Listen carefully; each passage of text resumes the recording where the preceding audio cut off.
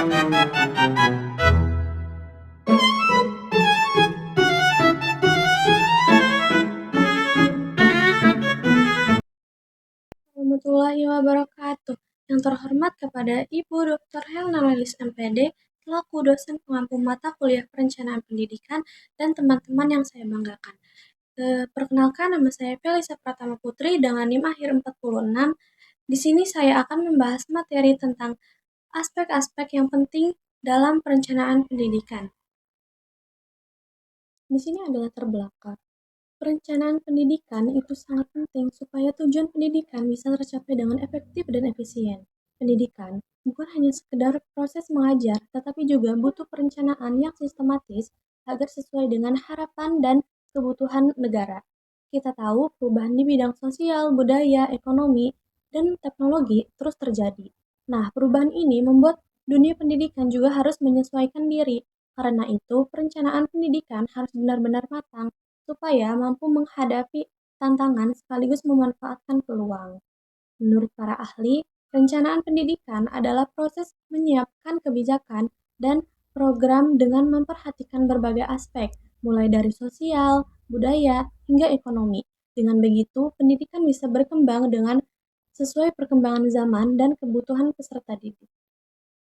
Baik, selanjutnya itu saya akan membahas 3 pembahasan. Yang pertama itu, apa yang dimaksud dengan perencanaan pendidikan? Yang kedua, apa tujuan perencanaan pendidikan? Dan yang terakhir itu ada apa saja aspek-aspek penting dalam perencanaan pendidikan.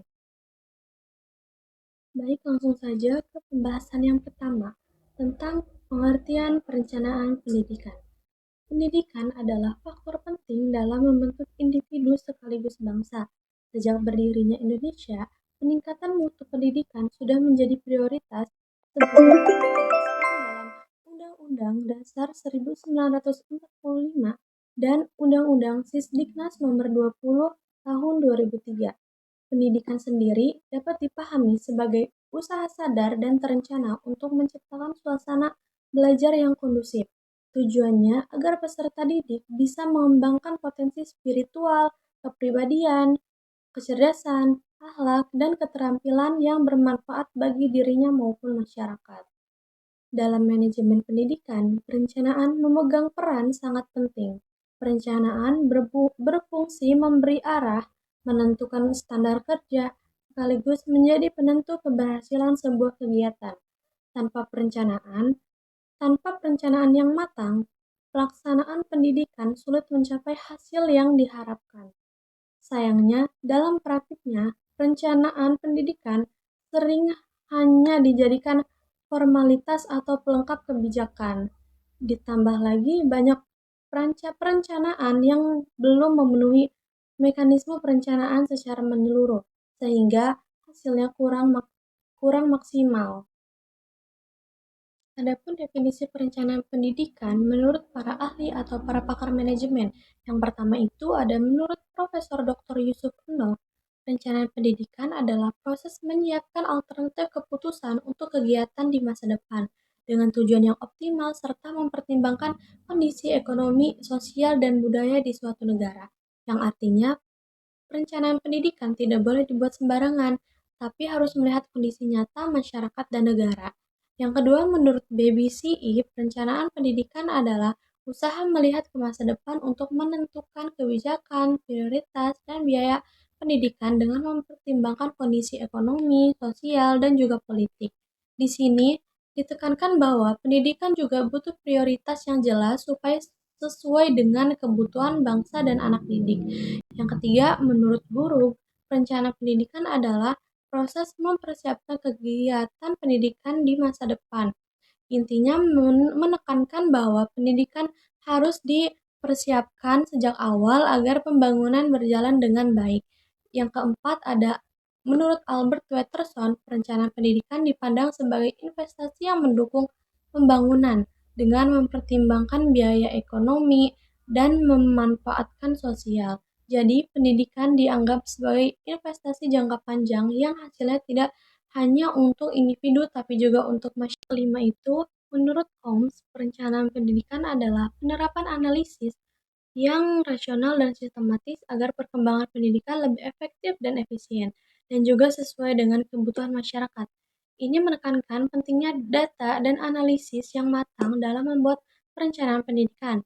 Yang terakhir itu menurut Dror, 1975, perencanaan pendidikan adalah proses menyiapkan keputusan untuk kegiatan di masa depan agar tujuan tercapai secara optimal sekaligus mendukung pembangunan ekonomi dan sosial suatu negara. Artinya, perencanaan pendidikan tidak hanya fokus pada sekolah atau siswa saja, tetapi juga berkontribusi pada pembangunan bangsa secara keseluruhan. Dari berbagai pandangan tersebut, dapat disimpulkan bahwa perencanaan pendidikan adalah kegiatan yang merumuskan program, tujuan, kebijakan, arah, prosedur, dan metode pendidikan dengan pertimbangan yang matang untuk di masa depan. Bahasan yang kedua, mengenai tujuan perencanaan pendidikan. Yang pertama itu menjadi standar pengawasan agar pelaksanaan pendidikan sesuai dengan rencana, supaya jalannya pendidikan sesuai rencana atau tidak keluar jalur dan juga tidak menyimpang. Yang kedua, mengetahui waktu pelaksanaan dan proses penyesuaian kegiatan pendidikan. Jadi supaya jelas kapan dimulainya, bagaimana prosesnya, dan kapan selesainya. Yang ketiga, menentukan siapa yang terlibat dalam pelaksanaan serta kualitas dan kuantitasnya. Bisa tahu siapa yang bertugas, berapa jumlahnya, dan apakah kualitasnya itu sudah sesuai atau belum. Yang keempat, mewujudkan proses pencapaian tujuan pendidikan secara efektif, efisien, dan sistematis. Artinya, tujuan yang bisa tercapai dengan cara yang lebih teratur, hemat tenaga, hemat waktu, dan juga biaya. Yang kelima, meminimalkan kegiatan yang tidak produktif dan boros sumber daya, supaya tidak ada kegiatan yang buang-buang waktu atau sumber daya. Yang keenam itu memberikan gambaran menyeluruh tentang kegiatan atau pekerjaan.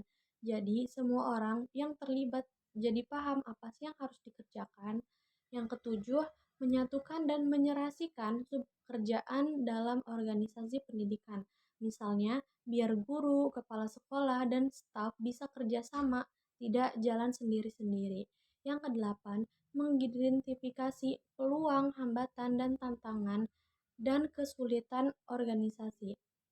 Dari awal sudah bisa dilihat nih mana yang menjadi peluang dan mana yang menjadi sumber masalahnya.